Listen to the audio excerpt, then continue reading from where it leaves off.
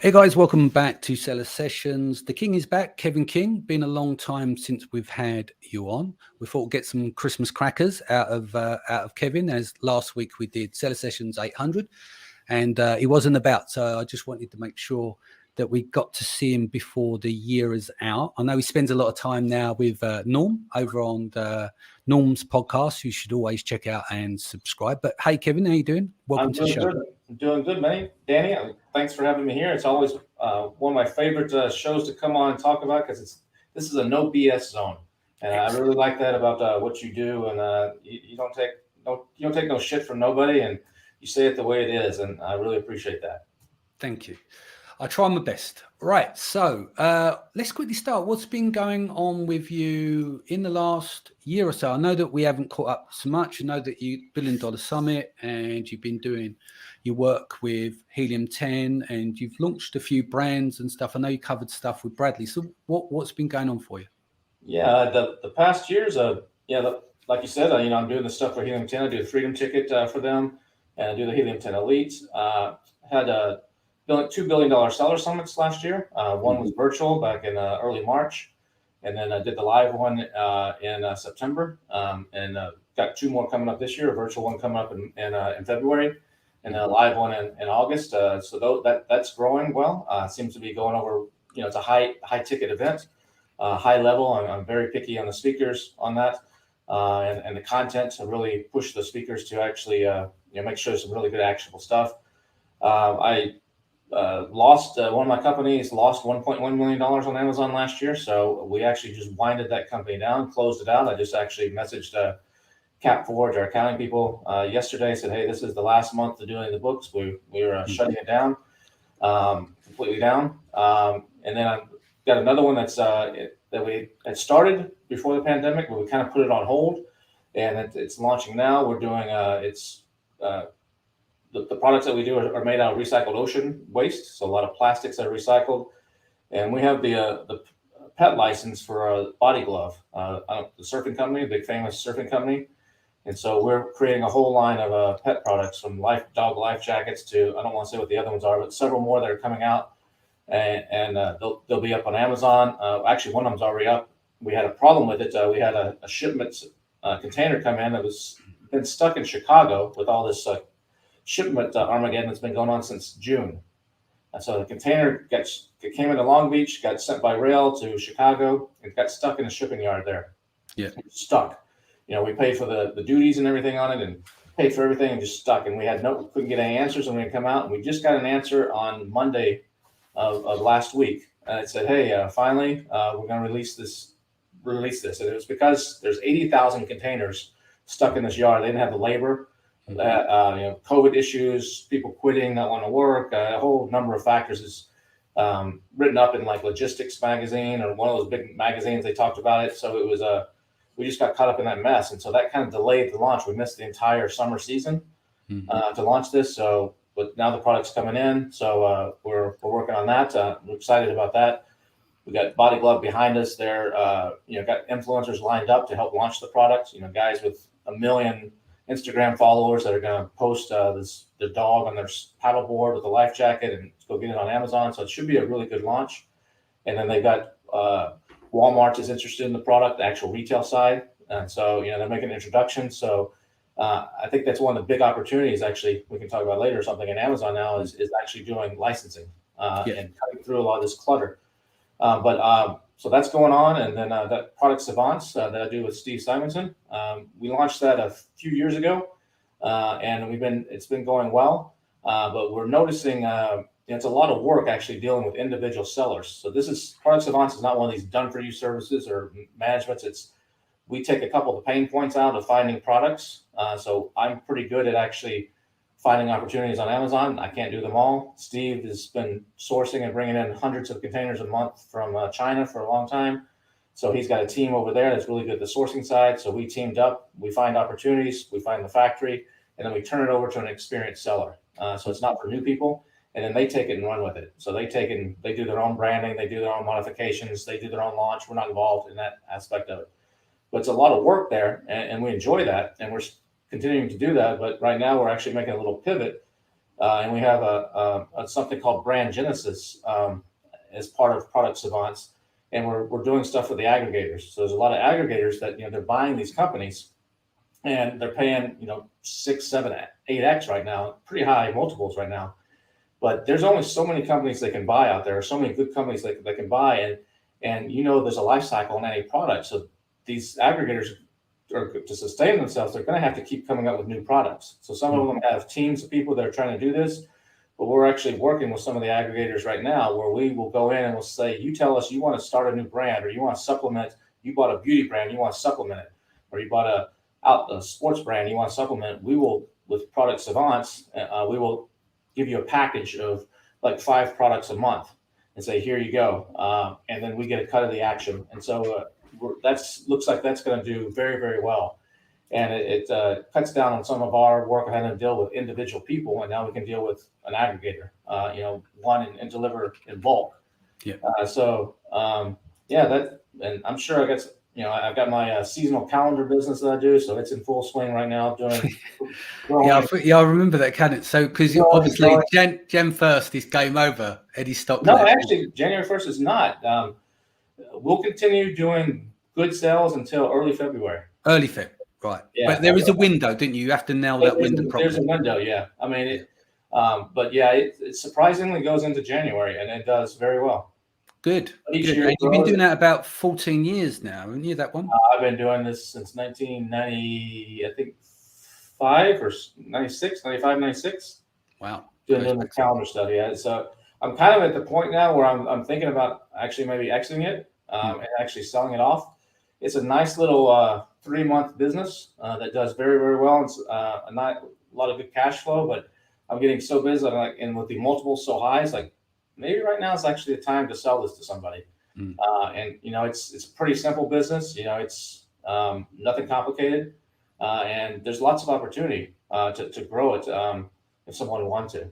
Yeah. So I'm actually considering actually talking with Quiet Light this week to actually see what the opportunities they think may be there for it. Yeah, I mean, as I said, yeah, the opportunities are out there. I've always said over the last year or so, it's a seller's market at the moment because there's so many aggregators out there. Like you mentioned, even Marketplace Pulse actually, so they've got actual physical data for it as well. Multiples are pretty much doubled on the aggregation side, external to investment bankers, private buyers and stuff like that. So it is a really, really good time. Where do you see this going at the moment? Because I see there's a mixture of things that's happening, like what you said with the aggregators. They may have missed the point of we're going to buy a brand that's already successful and forgot product life cycle in some cases. So they really need to up their game on that side. I had a really interesting chat with Patrick from Branded, and he was saying that you should go to aggregators like Open Book to tell about the weaknesses in your business. He said, I know that's counterintuitive, but that also presents an opportunity for the buyer because their job is to look for those weaknesses to exploit, to grow. Exactly. But ultimately, you think, well, that's going to short my multiple by saying that I've got a weak business. Because obviously, if the overall business is not weak, I found that quite an interesting statement, what you said there. And it does go against what you would think as common sense, right? Because a lot of people they want to put they think they're dating and they want to put their best foot forward and look good because they think that's going to, but it's like they say in the antique business, one man's trash is another man's treasure. And it's the same thing in this business. If you don't show your warts and your problem, like if I'm going to sell this calendar business, I'm going to say, look, this, and this is the truth. This calendar business, I've been doing it since 1995, 96. The accounting on it is not great. It's a side hustle little thing. I actually still physically ship some of the products. I'm in a condo here in downtown Austin, and I have a garage that doesn't have a car in it down on the lower floors, and it's set up as a warehouse. It's got a full shipping station there. I go down there with my phone, make it a hotspot. I have a computer connected, and I'm creating labels through ShipStation, and that's me.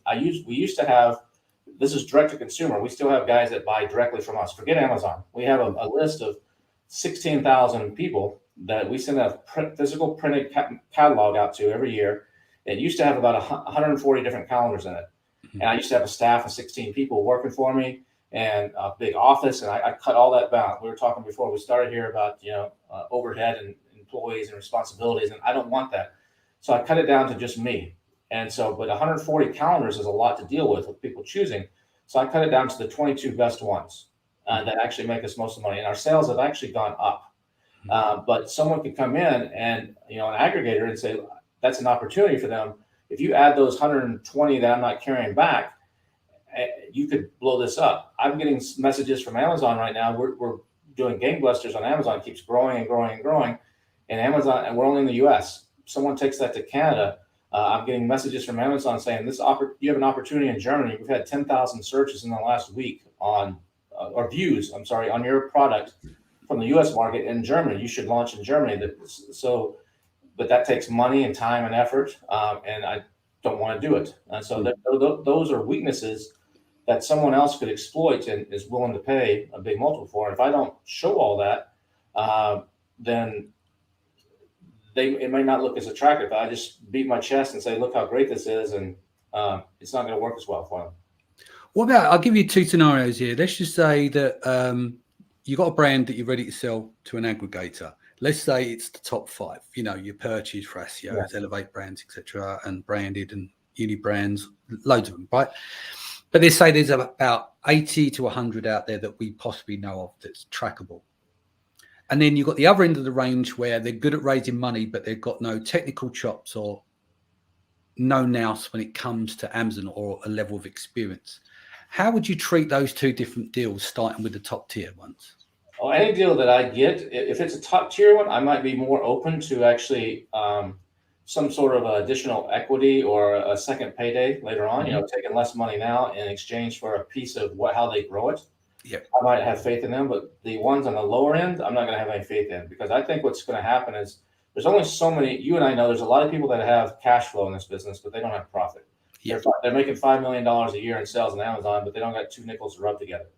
So I believe there's only so many businesses that can be bought right now, and they're scooping them all up, and they're paying crazy multiples. They're overpaying for a lot of them, like you said, this product life cycle. They're not.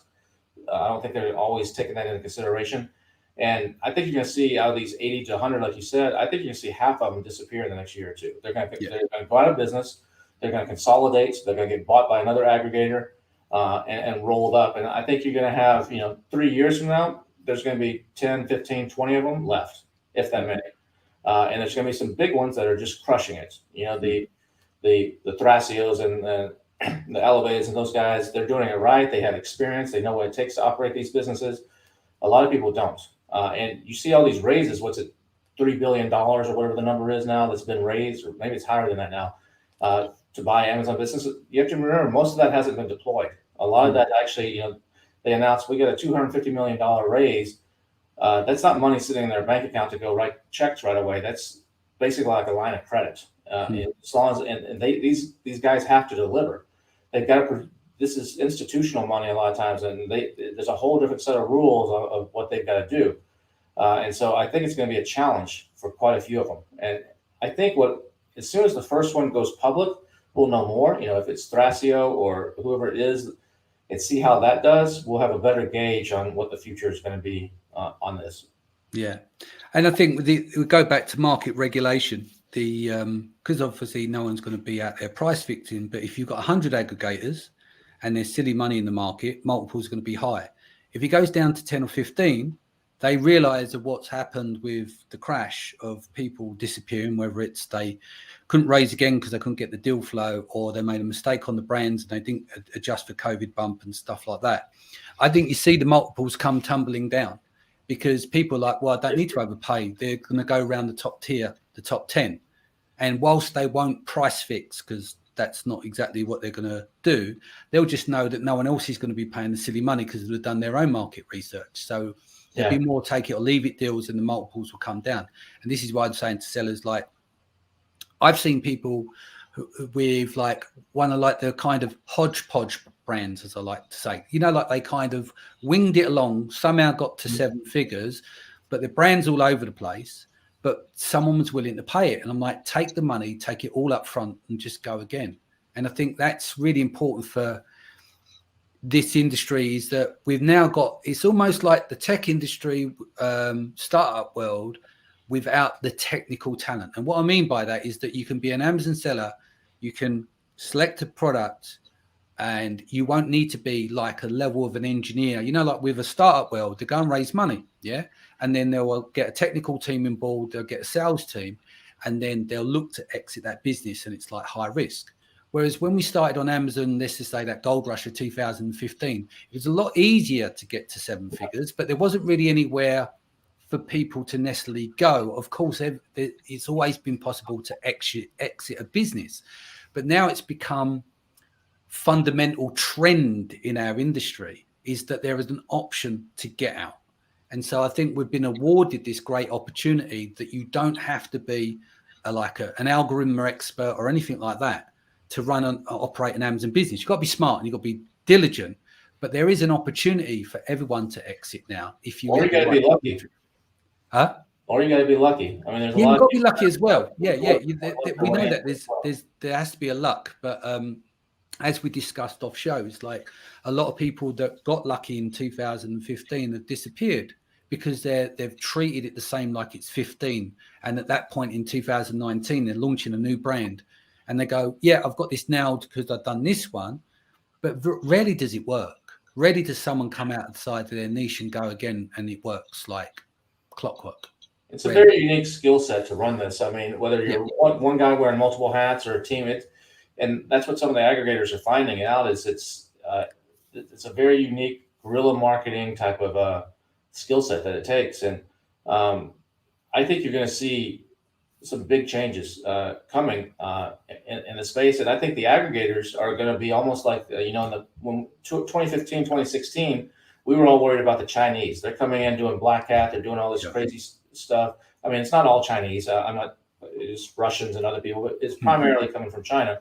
And they were doing all this black hat stuff and all this crazy stuff. And that still does exist. But, Amazon's cracked down on it. You talked about it on the show, the different ones. And it still exists. But I think, a year or two from now, they're not going to be the main competition. It's going to be the successful aggregators because they're going to create this big moat around a lot of product categories, and especially in the commodities stuff. And it's going to be very, very difficult for a new seller to come in there and compete at a high level, at their same level. There's still going to be opportunities to come in and do some deeply niche down product and still have some success. But it's going to be much, much more difficult, I believe, for the individual person to start from nothing and grow to 7, 8, 9 figures once the aggregators have their foothold on basically most corners of the business, which is what's going to happen.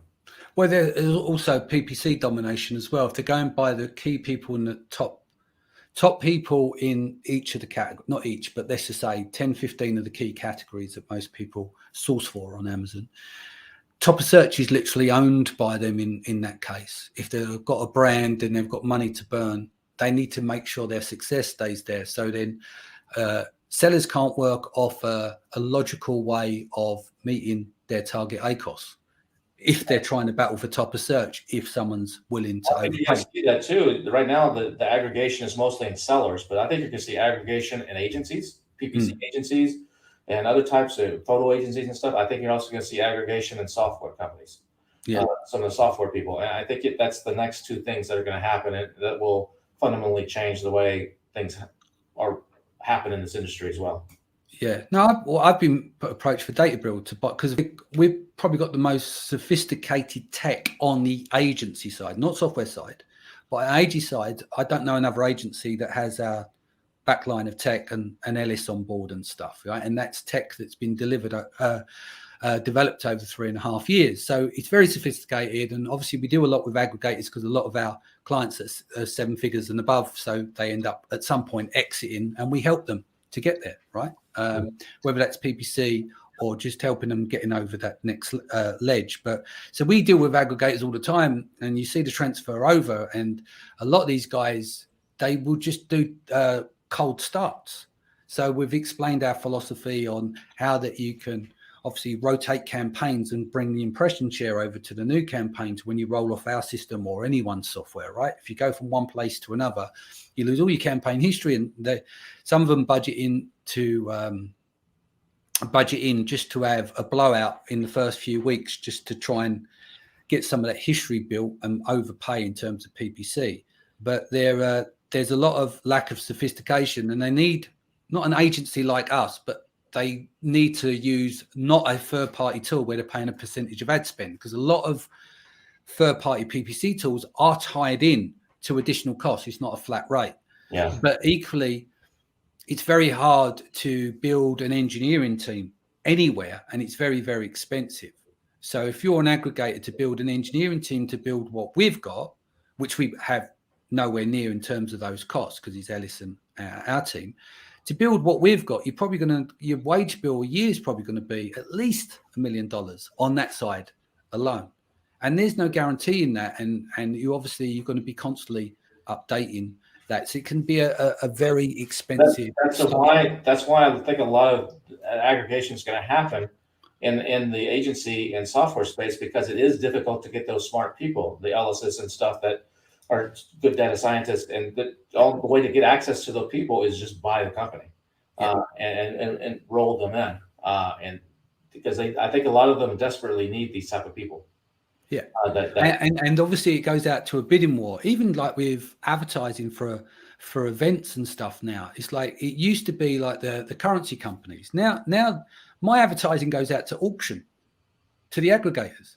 Yeah. Do you know what I mean? Because that's where it all kind of sits, and that helps support supplement events, and obviously paid to get speakers in and cover their cost, travels, and all that kind of stuff. I'm having to turn them down. Like for the $1 billion Seller Summit, it's a good amount of money to actually sponsor. It's $15,000 to sponsor that, and I have a stack of aggregators lined up that say we want to sponsor, and I had to limit it. I got a little bit of pushback at the last one. I had 3, I think there. At the last one, they're like, "Hey, that's too many. We don't."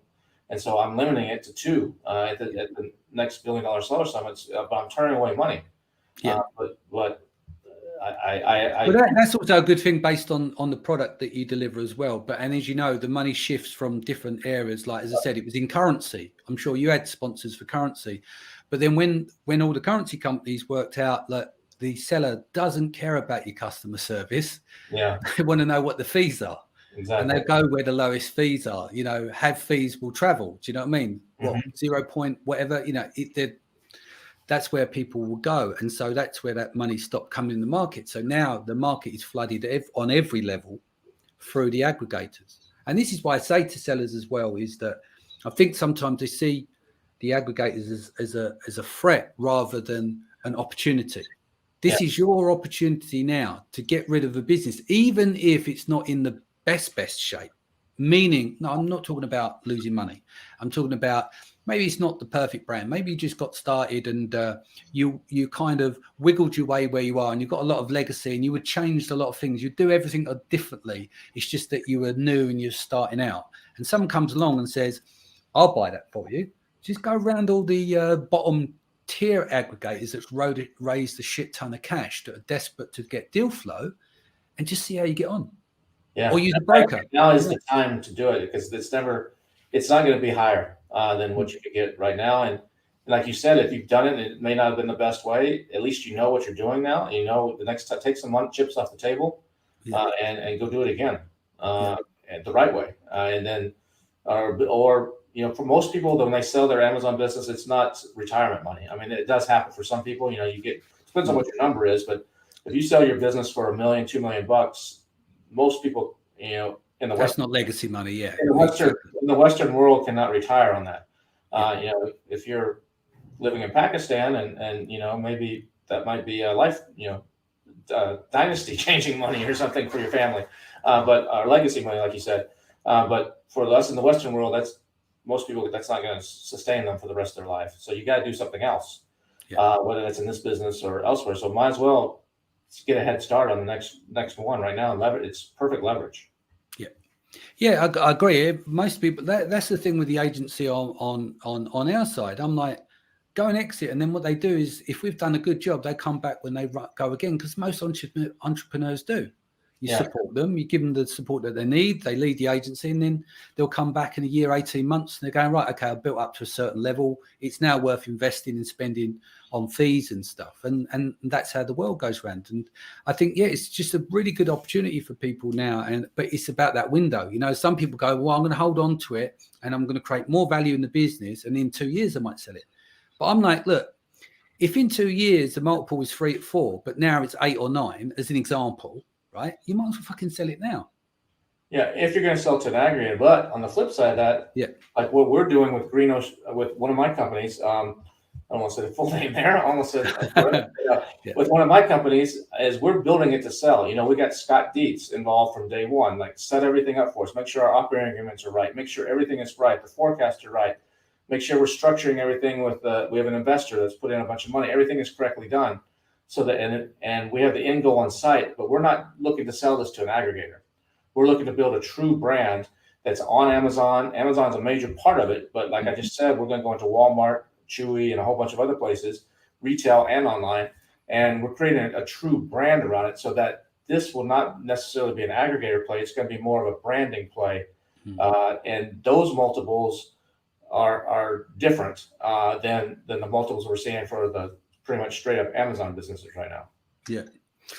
Yeah, I think the message really is next year is, you know, it was right, stay on Amazon, focus, and now everyone's saying, which is true because of the way things are going, you've got to spread out a bit. You've got to build the brand around it, but you can't lose focus. So that's a tricky one, isn't it? Is once you start to build off of Amazon whilst you're still building on Amazon, which gave you the great opportunity. Because if you think about it in a logical way, most people start the process by doing their research on Amazon to compete on Amazon, and then they want to take it off Amazon. That doesn't guarantee you anything. You need to make sure that your value proposition is going to be as beneficial on Amazon as it is off Amazon. Because we keyed into designing businesses, and then we expect that we can just take it off and it's going to work. But that's not always going to be the case, especially when you've built a new website and you need to work off long-term value of a customer and you don't have any repeat buys from consumable products. It changes the dynamics of external sites going into stores and stuff, doesn't it? It changes everything. It changes cash flow, changes packaging, changes everything. Yeah. But I still think Amazon is the best place. And so I still start with, when we're looking at my new company, we looked, will this work on Amazon?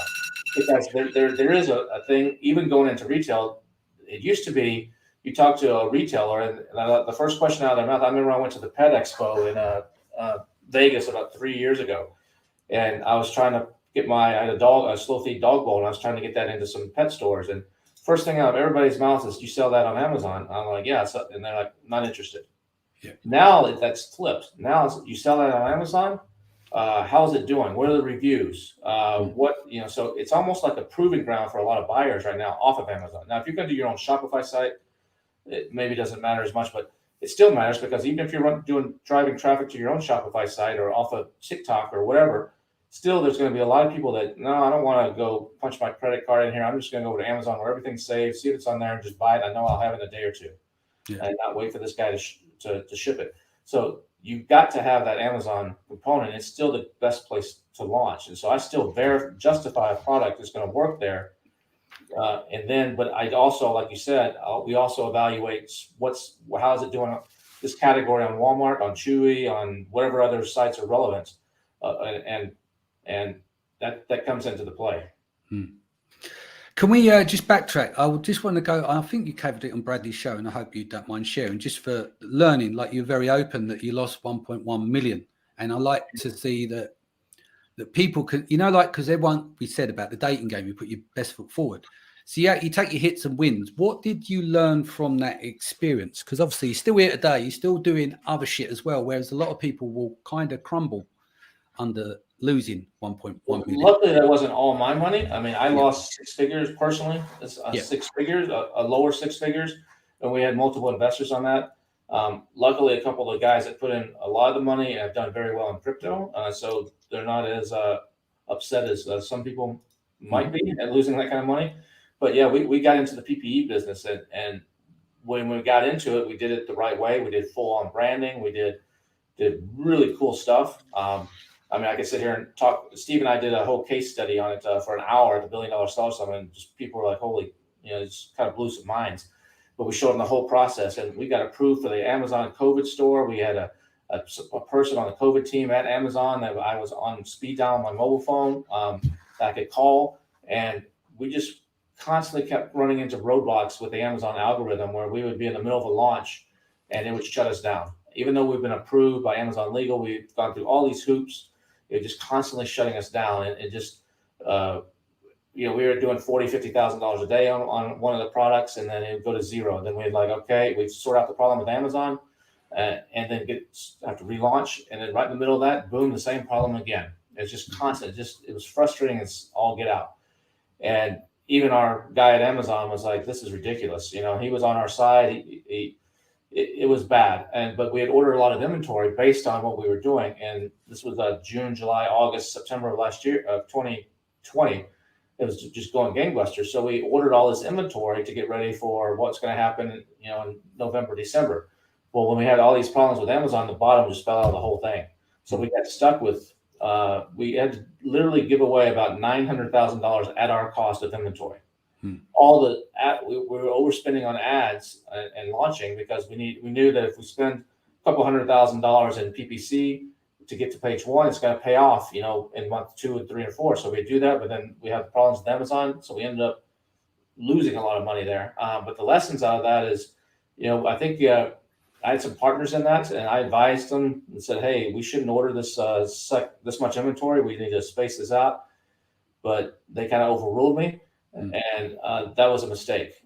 We also, we've closed this company down now, but it still has, seller's funding loan on it, and so we're coming out of our personal pockets to pay that back, because we're not going to default. We're not going to screw anybody. We're not going to default on anything, and so the lesson there is don't do anything that's trending like that. Don't jump into the next hoverboard, fidget spinner, or PPE product. It doesn't matter how good you do it or how well the branding is. If you're not in control, we couldn't advertise on Facebook. We couldn't advertise on Google. There was so many restrictions placed on the PPE stuff that we didn't realize going into it. We had to learn about hazardous goods. We had to learn about it was a litany of stuff. It's a very, very good education, but it doesn't determine. Still, this opportunity is so good. You're going to have failures, and most people don't talk about those. They shove them under the rug, or they're embarrassed by them. I'm not embarrassed by it because we tried. We did a damn good job. I'm very proud of what we put out. I'll show that as a case study to anybody. The packaging we did, we created jingles, TV commercials. We did everything right, and it could be still doing gangbusters today if we didn't have the problems with Amazon. And then the whole market got oversaturated. It wasn't just Amazon. It's like, okay, let's take this $900,000 and sell it to somebody else. And they're all like, no, we're way overstocked. Everybody just was like, we can't give this stuff away ourselves. So no, we're not interested. We couldn't even liquidate it. But how we got rid of most of it is we donated to a charity. We Convoy of Hope and a gospel mission took about half of it. And then the other half, we actually had in the 3PL up in the Washington State area near Seattle. And we just put an ad out on Craigslist and said, hey, come to this address, bring your SUV, and you can load up with all you can take. And we had a line of cars, 80 deep, most of the day, just lined up, opening their trunk, just stuffing, in the back seat as much as they could take. And that's how we got rid of it. We had to get rid of it because it's dated, it's hazardous materials, the fire marshal. We had 480 pallets of stuff. And it wasn't good. But that doesn't determine, I've had a bankruptcy in the past, 24 years ago, I declared bankruptcy on one of my businesses. I've been the ups and downs. That's part of being an entrepreneur. You're going to win some, you're going to lose some. Got to take a few bullets. You're going to take some arrows and you're going to take some bullets. But that doesn't mean it doesn't work. You throw more darts at the wall and something's going to stick and something's going to work. I think what they said that the average millionaire has at least 5 sources of income, right? Something like that. So I'm the same way. It didn't hurt me. Yes, it sucks that I lost all that money, but this is what my only business. I got 7 others that are all doing well. So it didn't hurt me. I'm diversified enough to where I can take it, and it sucks. I'm throwing some money to the fire, but it is what it is, and you move on. And the opportunity is still so good out there, and so great. And I enjoy doing this. I enjoy the creation process, the marketing process. That you're not going to stop me.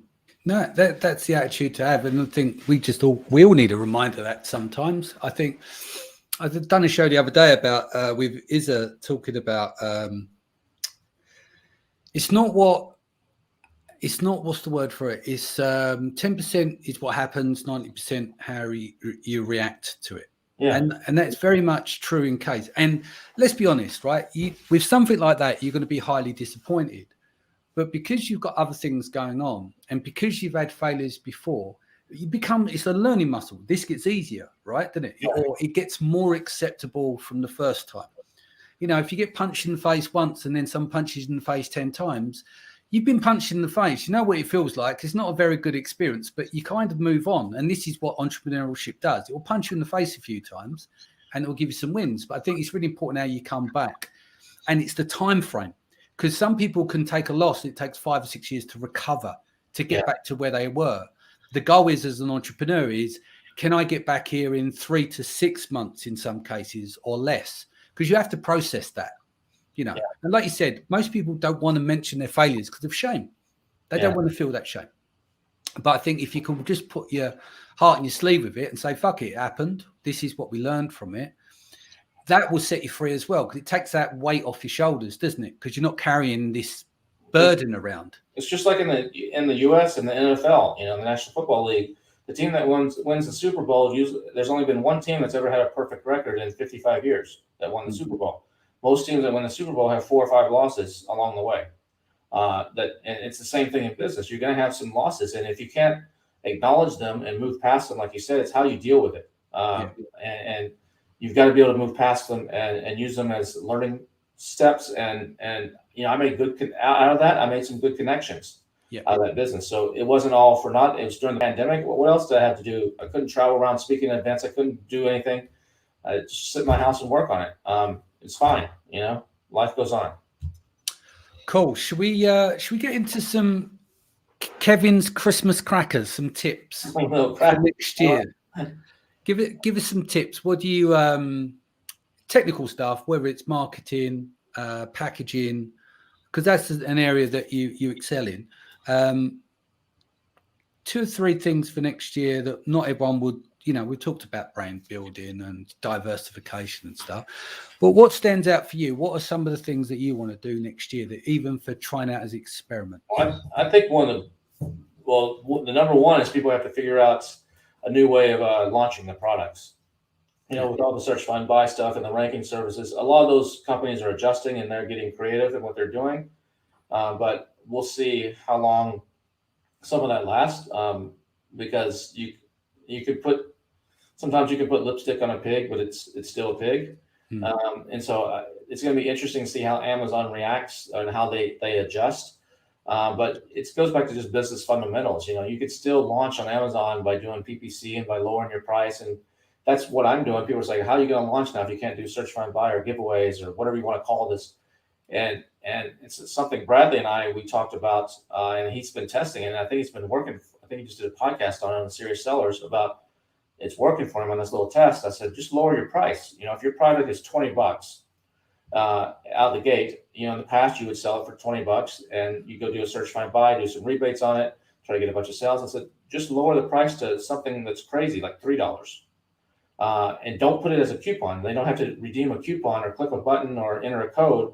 It's $3. You could put it $20 and put the scratch out if you're a category that allows that, $3 on sale. People will take a risk for $3, even if it has no reviews. Do that and do top of PPC.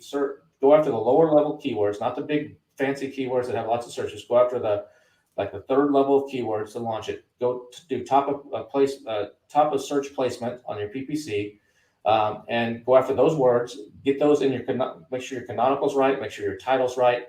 Helium 10 has a new thing called title density right now, which is most people are not paying attention to that. but the keywords that are in the title and how many other competitors have those exact keywords and those exact same phrases in the title makes a huge difference on how hard it is to launch based on how the algorithm works right now. So knowing how to do that is critical. But you combine that with a lower price, like a $3 for a $20 item, people are going to give it a try, even if you have 0 reviews. It comes across as a full price sale. Yes, you're losing money on that with the fulfillment cost, but you're going to lose money anyway paying a rebate fee to somebody. And then slowly raise your price up. And I did that back in 2015, 2016, and it worked then. It'll still work now. The fundamentals of business still work, and that's within the terms of service. So that's something I'm going to be doing as far as launching. I'm not going to be doing the search, find, buy stuff anymore. And then using influencers, like I was talking about with the body glove stuff, working with, influencers is tricky. A lot of people, you hear this, people pitching, oh, you got to use influencers. You got to get on TikTok, use this. And most people fail when they're trying to reach out to influencers because they're not doing it right, or they don't have the right brand behind them. And that's one of the things I think the biggest opportunity on Amazon right now is in licensing. Just like what we're doing, if you have the example I usually give is if you have a tactical flashlight and you're going to go launch it on Amazon, there's tons of competitors, tons of reviews. It's going to be difficult for you to launch that. But if you come out with a U.S. Army tactical flashlight, and it says U.S. Army, got the logo on there, people instantly know that brand. They instantly know this is pretty cool, and they're going to trust it over anybody else. Yes, you're going to pay a 6 or 7% royalty probably to the company, but it's worth every penny. And if they get behind you, and they have their own people that can make introductions to other marketplaces, other stores. They have their own influencers that will get behind it. They'll put their own advertising sometimes behind it. You can stand out instantly. And so I'm not talking about going and getting a Disney license and doing that, but there's so many licensing opportunities out there that ride someone else's coattails to launch. And I think that's a huge opportunity most people are overlooking. It's mostly because no one talks about it and no one knows how to do it. We have a section in the new Freedom Ticket 3.0, where we have a module in there where we talk about it. But I think that's a major opportunity. Amazon is still a great opportunity for a lot of people as of right now. But it's becoming more and more a business. It's not a get rich quick. We've known that for a while, but there's still people out there peddling as that. And I'm super excited about where this is going. I see my sales every year going up and up on Amazon, and the opportunities I think are in the niches. 5 years ago, if you wanted to sell a left-handed hammer for redheaded people, there might have been a couple people looking for that on Amazon just because Amazon didn't have the eyeballs and the traffic. But the traffic has gone up so much on Amazon that now instead of 1 or 2 sales a month on a left-handed hammer for redheaded people, you can actually sell 10, 20, 30 of them because the traffic and the audience is just so much higher. So niching down is something that I think a lot of people need to do, and string together a series of those, and you can do very, very well. Yeah. And what about in terms of where do you see things going next? We've obviously had the new code of conduct. We've seen what's been going on with search, find, buy. It's been discussed over and over. We don't have to keep going into that. But where are the opportunities now? We talk about external traffic. I mean, obviously there's software coming out now as well, which helps with attribution for when you're running Google ads and stuff. I know that this external traffic thing works, right? Or it's perceived to work to a certain degree, but there's no science backing it. But people have got results. Like you'll speak to Casey at Frasio, they've done that. I think it calls it overflow, where the traffic hits their websites and they go onto Amazon, and they're able to track a level of that. And because they've got so many brands, they've got a shit ton of data and data scientists to look through all of that. But for your everyday Amazon seller, 2 or 3 staff, etc., where do you think the external traffic thing is going, and is it valid enough? Like for everyone go, yeah, let's just do external traffic. It's too expensive to run PPC on Amazon. No, it's because most people don't know how to do external traffic. Yeah, there's that point as well. But they go try to run something on Facebook, and they're like, nobody. I spent $100 in ads, and nobody bought anything. Yeah. Or they go run some Google ads. That's a whole nother animal. You either got to learn that, or you got to get someone on your team, or get an agency to do that for you. And that's difficult for a lot of people. But you can still start. I mean, I have my calendars right now that I sell. We launched those. They were late this year coming in because all the shipping delays. I usually have them in the summer, but they came in October. I think our first sale was like October 7th or 8th of this year. So just a couple months ago. I haven't done any PPC. I didn't do any big launch, no search find buys, no rebates, no nothing. I still don't do any PPC. And, we're selling $4,000 or $5,000 a day on them right now, on each of these SKUs. It's because I have a list of customers that I could seed it with. So what I did is I emailed a section of like I said earlier, I have 16,000 people on this customer list. I took about 500 of them and I said, hey, this is available on Amazon. You can go buy it there with your Prime account and get it in 2 days, or you can come to my website and buy it and pay $9.95 shipping on top of your normal price. A lot of them went there. I just used the canonical URL. A lot of them went there. That's got the first 10, 15 orders. It got it, Amazon recognizing it. And then I did a deep analysis on the title density of what are the keywords that need to be in the title for each of these ones to actually make sure that I can show up on page one almost with just a handful of sales. And then what happens is, because I seeded with my customers, I have 4 different titles. They go and most of them buy all 4. They're collectors type. And so what that does is it instantly gets them in the frequently bought together. After about a week, they start showing up there. So people that find one of them off of one of those keywords, oh, here's another one that's similar. Let me get this one instead, or buy them both. And then also these guys, they go and they buy other calendars. And so because I got in on the very beginning of the season, as they go and they buy, another dog calendar, another whatever, I start showing up, and the customers who viewed this also viewed, and we start showing up there, and we're getting traffic from all that. And so there's plenty of those types of opportunities that are still out there, but you got to know how to set the titles, how to do the listing, how to launch that. Yeah. And so that's where you got to go, or you got to do like the strategy that I just said a minute ago, where you lower your price, and you're just going to have to suck it up that if you're going to launch something, you're going to go in the hole the first month or two, and it's just a cost of business. Or you get lucky and maybe you don't, and that's going to weed out some people. But you have to remember how much, to me and you, Danny, if we're not going to do a lot of work, if we can't make thousands or tens of thousands of dollars a month in profits off of our business, which is not worth it for us. But to someone in Pakistan, where there's 800,000 people in this enablers group that are mostly VAs, but some of them are sellers and they're learning, if they can make $500 or $1,000 a month in profit, that's life-changing for them. Definitely. And so it depends on your perspective of things. And so I think you're going to see a lot more of those type of people around the world from third world countries that are willing to do that and are willing to do the hard work it takes and spend the long hours to make $500 or $1,000. And some of them are going to become massively successful. And I think you're going to see more of that. And then the higher end, the 7-8 figure sellers, the aggregators are buying up most of that. The ones that are actually making money, the ones that are still out there that aren't making money, some of them may be too stubborn to sell or too foolish to sell, and the rest aren't making money. Yeah, it's interesting times. But you know what? This is the thing. Everything has to change, and it goes inside. Products have a cycle. The way we operate in Amazon has a cycle. If you don't stay with the cycles or work to and get past those cycles, you are going to be finished. Unfortunately, and I don't want to make it sound bad, it's like in some cases, business is a zero-sum game. You don't earn the money and make a profit. If you've got no profit or you lose money, you're not in business. And sometimes it's not a fit for everyone. And all what's happened is Amazon's got much more sophisticated. So it's more like it's grown up now. Yeah. Going from back in the day to now, you have to be a lot more sophistication in operations, and you need a lot more cash. And unfortunately, some people will listen to the podcast and think, oh, Danny, it's like, but I haven't got 30 grand. I haven't got 40 grand. I haven't got 50 grand, And can we start with 500? Unfortunately, a lot of them days are gone. They're simply gone. And even if you started with $500, you can do arbitrage or something like that. Of course, you can do arbitrage. Go and work with someone, team up with people, create a network of investors who all want to sell on Amazon and pool your money together that way. Do never borrow money from the bank or whack it on credit card. Use your own cash. But it's the same with everything in business. If you've got to use the money that you got, you go, can I set fire to that money? If you can't, you can't invest it. Because yeah, exactly. A lot of people too, I see, I think PPC, pay to play, is going to become more and more prominent on Amazon. Oh, it's already has.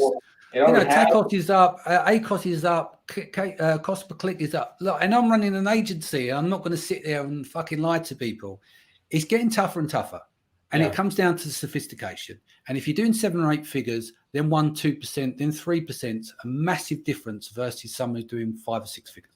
Massive difference. Yeah. And that's what you're working to. You're edging towards those them microscopic margins of this just a little bit better than someone else at scale. That makes a difference to my business. Makes no fuck all difference to a small business. Doesn't. I hear a lot of people too that complain about the fees. That, Amazon just announced they're raising their fees for next year, the fulfillment fees and stuff. Yeah. And there's people complaining left and right, and people are like, Amazon's already taking 15% commission and taking this. Go do it on your own. Go try to do that on your own Shopify site and see if that Amazon fee that they're actually collecting is actually not fair. Yeah. I challenge you to see if you can do it better on your own site. Most people can't. So I would quit complaining about that as well. That some people are just seem to complain about. And it's true in some cases. Amazon, a lot of times you feel like, in my other business, I lost 1.1 million. Amazon lost 0 on me. They actually probably made a few $100,000. So they're the ones that always makes money, or not, maybe not. They generate profits or cash flow. And it's the sellers that don't. But it's going to be interesting to see what happens too with this legislation that's happening in the U.S. Congress. Yeah. There's some people that don't really know how the system works and how third-party sellers actually work, and they want to split up Amazon. So it's going to be interesting to see how that evolves over the next year too. And that's one of the reasons Amazon's opening up more of the data. That's why they did brand analytics, because they were getting accused of not sharing the data with the sellers. That's why they're doing this new product opportunity explorer. That's why I think you're going to see more of that, where Amazon's going to open up. They're going to still keep some stuff close to the chest, but they're going to start providing more of their own tools and more of their own data to try to ward that off. But I think third-party sellers are too important to Amazon for them to just go all first party or something like some of these people in Congress are suggesting. Yeah, indeed. Cool. Well, look, let's wrap it there. Is there any final words from you? A Christmas carol? I know you just had your Christmas event over there in the UK. I heard that was a really good event. Sorry I couldn't make it over to that, so I'm gonna have to come out next year. I know I'm gonna probably be seeing you next year because you said you're gonna get about a bit. Yeah, you're gonna be hitting all 7 continents speaking, including Antarctica. You said, right? Yeah, I'll come and see you definitely. Yeah. But yeah, so I hope everybody, hope you have a great holidays. Hope everybody out there has a wonderful and safe holiday and Happy New Year, and happy selling, and keep on crushing it. Excellent. All right, guys, thank you so much for your time and your attention. I look forward to seeing you again soon. Take care.